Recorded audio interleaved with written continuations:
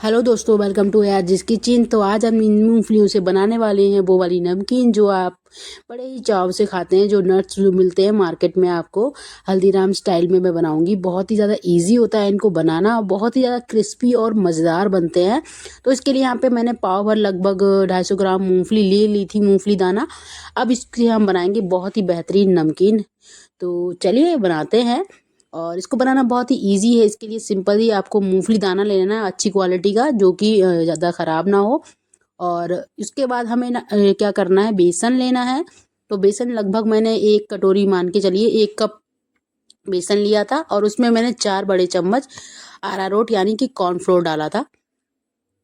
तो कॉर्नफ्लोर यहाँ पे देखिए 1 कप मैंने बेसन लिया। उसके बाद मैंने इसमें लगभग 4 चम्मच, 4 बड़े चम्मच अरारोट डाला था। और उसके बाद इसमें हम डालेंगे मिर्ची मसाला, कुछ मसाले डालेंगे जो कि इसके टेस्ट को और ज़्यादा बढ़ा देंगे। और थोड़ा सा, तो यहाँ पे मैंने अरारोट ले लिया था लगभग 4 चम्मच। उसके बाद मैंने डाली इसमें मिर्ची पाउडर। और फिर डाला मैंने इसमें गरम मसाला। उसके बाद मैंने डाला इसमें मतलब सारी चीज़ें 1 1 चम्मच थी। और यहाँ पे डाला मैंने धनिया पाउडर 1 चम्मच। और फिर नमक डाला मैंने टेस्ट के अकॉर्डिंग। अब इस सारे मिक्सचर को हमें अच्छे से मिक्स कर लेना है। मतलब ये सारे को ऐसे सूखा सूखा ही मिक्स करना है, इसको गीले करने की ज़रूरत नहीं है। मैं बताती हूँ आपको क्रैकर्स कैसे बनाते हैं, मतलब जो नट्स होते हैं ना मूंगफली के, वो कैसे बनाते हैं। तो उसको आप इजीली बना सकते हो। तो इसको आपको गीला करने की कोई ज़रूरत नहीं है। अब मैं बताऊँगी आपको कि किस तरह से बनाना, और ईजिली बन जाते हैं और बिल्कुल भी स्टिकी नहीं होते हैं।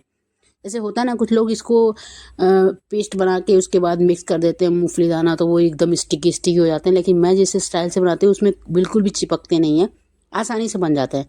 तो सबसे पहले क्या करना है, जो हमने मूंगफली दाना लिया था उस पर थोड़ा सा पानी ऐसे छिड़क देंगे हाथ की हेल्प से, इस तरह से। और फिर क्या करना है, जैसे अब ये थोड़े से गीले हो गए, थोड़े से वेट हो गए। अब इसमें हम जो बेसन वाला मसाला बनाया, मतलब जो मिक्सर बनाया, उसको ऐसे डाल के उसको ऐसे हल्के हाथों से ऐसे गोल गोल रब करना, मतलब इसे इस तरह से घुमाना है जैसे मैं वीडियो में कर रही हूँ उस तरह से। और ये प्रोसेस आपको जब तक करना है जब तक इन मूंगफली दानों पे इस बेसन की अच्छे से कोटिंग ना हो जाए। तो आप इस तरह से ना, पता है, इस पे अपने मन के अकॉर्डिंग कितनी भी मोटी कोटिंग बना सकते हो। वैसे आप बनाते हो तो स्टिक होते हैं, पर इस तरह से ये चिपकते भी नहीं है और इजीली बन भी जाते हैं, और इसमें कुछ भी ज़्यादा मेहनत भी नहीं लगती। तो इसी तरह से सेम प्रोसेस रिपीट करना है आपको जब तक इन मूंगफलियों के ऊपर इस बेसन की कोटिंग ना आ जाए। तो पानी छिड़कना है, उसके बाद उसे मिक्स, मतलब ऐसे मिक्स करना है, फिर उसके बाद पानी छिड़कना है, फिर बेसन डालना है, फिर इस तरह से डालते डालते आप कई बार अगर करेंगे तो इसमें इजीली इस पे अच्छी सी कोटिंग बन जाएगी, जो कि बहुत ही इजीली बन जाती है। और उसके बाद आप इसको फ्राई कर लो और आपके नट्स तैयार हो जाते हैं, जो आप मार्केट में खाते हो ना बड़े चाव से चखने के तौर पे खाते हैं। मैं तो मतलब घर पे ये चीज़ें बनाती हूँ, ये आप बहुत ही आसानी से बना सकते हो, बहुत ही टेस्टी लगते हैं, आप कभी भी इसको खा सकते हो। तो देखिए मैं इस तरह से कर रही हूँ, इसी तरह से जब तक ये बेसन है तब तक मुझे करूँगी। बाकी आप अपने हिसाब से इस पे जितनी कोटिंग चाहे उतनी कर सकते हैं। जितनी बार आप करेंगे इस तरह से कोटिंग मोटी होती चली जाएगी और उसके ऊपर काफ़ी अच्छी लेयर बन जाएगी बेसन और ये सारे मिक्सचर की। तो सेम प्रोसेस ऐसे करते जाना है आपको। थोड़ा सा पानी स्प्रिंकल कीजिए, उसके बाद थोड़ा सा बेसन, फिर पानी स्प्रिंकल कीजिए, फिर बेसन कीजिए। इसी तरह से देखिए धीरे धीरे कोटिंग होना स्टार्ट हो गई है और मूंगफलियाँ आप देख सकते हैं इनके ऊपर अच्छे से कोटिंग आना स्टार्ट हो गई है। लेकिन मैं जब तक करूँगी जब तक ये बेसन का मैंने मिक्सचर बनाया है। बाकी आप अपने हिसाब से कोटिंग ज़्यादा बनाना चाहते हैं तो ये चीज़, जो चीज़ तरीका है ना, इसको थोड़ी देर और रिपीट कर सकते हैं, क्योंकि आप जितनी बार करोगे उस पर कोटिंग और मोटी ही होती जाएगी। और मैं थोड़ी ज़्यादा नहीं रखूँगी क्योंकि मुझे थोड़ी कम पतली लेयर ही सही लगती है मुझे, क्योंकि वो क्रिस्पी ज़्यादा रहती है। और जितना मैंने बेसन बनाया था, यहाँ पे 1 कप ही बनाया था, तो 1 कप के वही उतना ही लगाऊंगी मैं। तो इस प्रोसेस को हम रिपीट करते हैं अगेन। फिर पानी स्प्रिंकल किया मैंने, फिर वो बेसन जो हमने मिक्सर बनाया था वो डाला। इस तरह से क्या होता है ना, आपको अलग से ना तो नमक डालने की ज़रूरत है ना कुछ, आप मिक्सर में ही सारी चीज़ें मिक्स कर लीजिए और इजीली इस तरह से कोटिंग कर लीजिए मूंगफली के दानों के ऊपर। आप वैसे करने जाओगे ना बहुत टाइम लगता है। दूसरी बात ये है कि अगर आप इससे घोल में डाल के करते हो तो ये सब चिपक जाती हैं आपस में, फिर इन्हें अलग करना पड़ता है। तो इस तरह से बनाएंगे तो ये चिपकेंगी नहीं। अभी देखिए इस तरह से बनाएंगे ये सब अलग अलग रहेंगे, अभी बेसन फिर से डालेंगे तो बिल्कुल एकदम अलग अलग हो जाती है। और इजीली इनको फिर फ्राई कर सकते हैं और हमारी मूंगफली की नमकीन और या नट्स कह लो या कुछ भी कह लो, रेडी हो जाती है। तो देखिए अब सारा बेसन ख़त्म हो गया। अब इसको मैं अच्छे से कोटिंग कर दूँगी। वैसे देखिए मूंगफली के दानों पे अच्छे से कोटिंग आ चुकी है और ये लास्ट बचा है, इनको भी हम अच्छे से कर लेते हैं। और देखिए सारे बिखरे बिखरे हो गए ना बिल्कुल। इसी तरह से बनाएंगे तो आपकी मूंगफली दाना बिल्कुल चिपकेगा भी नहीं और उस पर अच्छी सी कोटिंग। और ये थोड़ा हल्के हाथ से कीजिएगा, बहुत ज़्यादा वो नहीं करना, केवल ऐसे सिंपली ऐसे घुमाना है, वो भी हल्के हाथ से, ताकि जो बेसन है उस पर अच्छे से लग सके। बाकी ये नहीं है कि उसको रगड़ना है या मसलना है, मसलना नहीं है, बस थोड़ा सा हल्के हाथ से ऐसे गोल गोल घुमाना है बस। और देखिए हमारी इस पे सारी कोटिंग हो चुकी है मूंगफली दाना पे, आप देख सकते हो कितने अच्छे से कोटिंग हो चुकी है।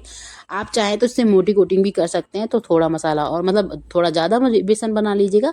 मुझे इतनी मोटी ही कोटिंग चाहिए थी, इसी तरह की चाहिए थी, तो फिर बस अब इसको हम फ्राई करने के लिए, हमारी फ्राई करने के लिए बिल्कुल रेडी हो चुकी है।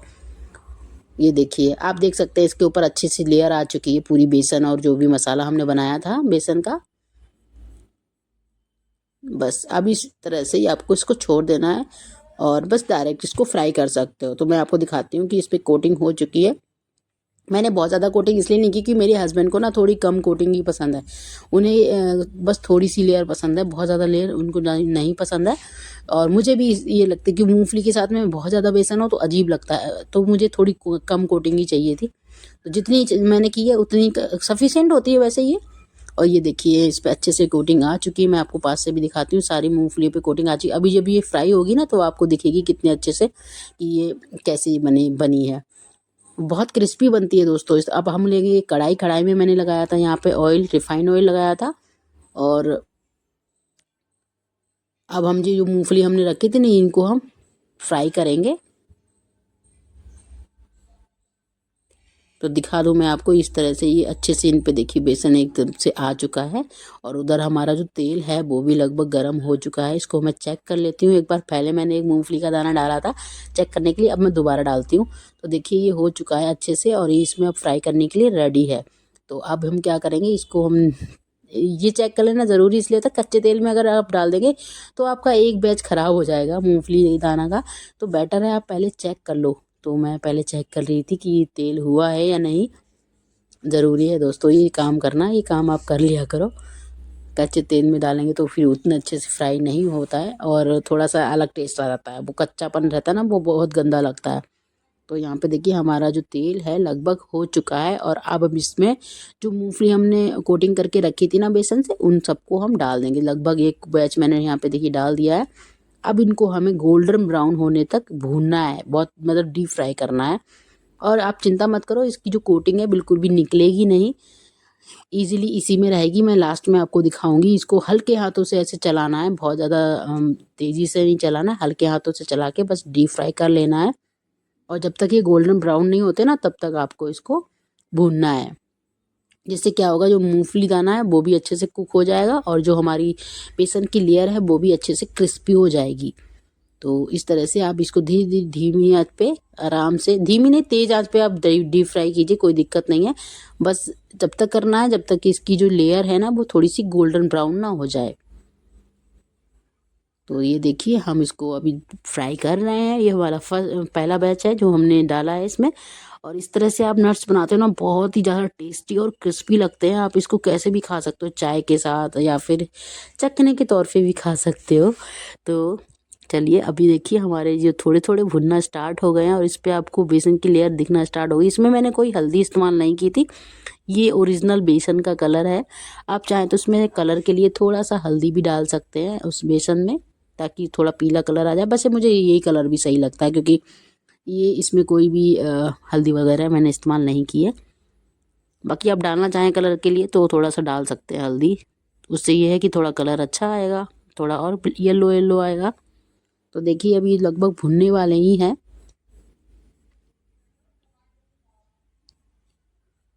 देखिए अभी अच्छे से भुन रहे हैं, उसके बाद इनको हम निकालेंगे। जब तक ये थोड़े गोल्डन ब्राउन हो जाएंगे ना फिर हम इनको निकाल लेंगे। और ये देखिए अभी इस तरह के हो गए हैं। थोड़ा थोड़ा कलर चेंज हो रहा है और ये पता चल जाता है क्योंकि थोड़ा सा कलर चेंज होता है तो आपको ईजिली पता चलता है। दूसरी बात, आप जब कढ़ाई में चलाते हो ना तो ये जब पकने लगते हैं तो इनकी आवाज़ अलग हो जाती है, मतलब क्रिस्पी हो जाते हैं तो बहुत अच्छे से पता चल जाता है आपको कि ये हो चुके हैं। और वैसे भी कलर चेंज हो जाता है, इसका मतलब वो अच्छे से हो चुके हैं। तो अब हम क्या करते हैं, छन्नी वाली वो लेते हैं, उससे इसको निकाल देते हैं ताकि ऑयल इसमें अच्छे से रिलीज़ हो जाए। ये देखिए अब इसको हम निकाल, क्योंकि ये अब हो चुके हैं और मूंगफली दाना भी हमारा अच्छे से भून चुका है। अब इसको हम निकाल लेते हैं एक प्लेट में। तो चलिए इनको अब प्लेट में निकालते हैं। चलिए अब इनको प्लेट में निकाल लेते हैं। और ये देखिए हमारे जो नट्स बन के रेडी हो चुके हैं, जो कि बहुत ज़्यादा टेस्टी लगते हैं। आप इसको नमकीन की तरह बना के रख लो और महीनों तक खाओ, इनमें बिल्कुल भी ख़राब नहीं होते, बिल्कुल अच्छे से। पता है ये बहुत हेल्दी भी रहते हैं, क्योंकि इसमें आपने मूंगफली का इस्तेमाल किया, और मूंगफली आप जानते हो कितना ज़्यादा हेल्दी रहता है बच्चों के लिए। तो आप बच्चों को फालतू की चीज़ बना के ना, ये मूंगफली वाली नमकीन बना के रख लो, और वो पता बहुत चाव से खाएंगे। मुझे बहुत पसंद है ये नमकीन, जब भी मेरा मन करता है तो मैं बना के रख लेती हूँ और अपने बीच बीच में खाते रहती हूँ। तो अब मैंने सेकंड बैच भी डाल दिया था, ये भी हो गया था, तो इसको भी निकाल लेते हैं। इसी तरह 2-4 बार डाल के मैंने ये सारी जितनी मूंगफली बनाई थी ना, वो सब निकाल ली थी। आप अपने हिसाब से जितना चाहे बना सकते हो। मैंने यहाँ पे सिर्फ पावर ही बनाई थी, क्योंकि मैं थोड़ी थोड़ी बनाती रहती हूँ, खाती रहती हूँ, उसके बाद थोड़ी बनाती हूँ, फिर खा लेते हैं हम लोग, फिर बना लेते हैं, फिर इस तरह से बनाते रहते हैं। और देखिए इस तरह से अब देखिए आपको अच्छे से दिख रही होगी इसमें लेयर बेसन की कोटिंग की। और ये देखिए हमारी जो मूंगफली नमकीन है वो बन के रेडी हो चुकी है। और इस तरह से मैंने सब निकाल लिए थे। ये तीसरा बैच भी निकाले, 3-4 बार में मैंने ये सारी चीज़ें निकाल ली थी और मेरी नमकीन बन के रेडी हो चुकी है। अब आप इसको क्या कीजिए, एयर टाइट जार में भर के रख लीजिए और महीनों तक आराम से खा सकते हो। और आपके बच्चों को बहुत पसंद आने वाली है। बहुत ही ईजी होती है ये रेसिपी, और बहुत ज़्यादा टेस्टी भी होती है, क्योंकि पीनट्स तो वैसे भी बहुत ज़्यादा हेल्दी होती हैं। तो देखिए हमारी जो मूंगफली वाली नमकीन है बन के रेडी हो चुकी है। मतलब इसको आप नट्स भी कह सकते हो, जो नट्स लेते हैं, हल्दीराम नट्स कह के आता है, वो नट्स कह लो, मूंगफली नट्स कह लो, या फिर नमकीन कह लो, कुछ भी कह लो। तो देखिए हमने इसको रेडी कर लिया है, और ये खाने में बहुत ज़्यादा क्रिस्पी और टेस्टी लगती है दोस्तों। जब खाते हैं ना मज़ा ही आ जाता है। मतलब नमकीन तो मुझे ये बहुत पसंद है, बट ये वाली नमकीन मुझे ज़्यादा पसंद है, क्योंकि मूंगफली मेरी फेवरेट है। इस तरह से जब मैं बनाती हूँ तो मैं बहुत चाव से खाती हूँ। वीडियो पसंद आई हो तो लाइक कीजिएगा, कमेंट कीजिएगा, एंड चैनल को सब्सक्राइब करना ना भूलें दोस्तों, और शेयर ज़रूर कर दीजिएगा। थैंक यू दोस्तों।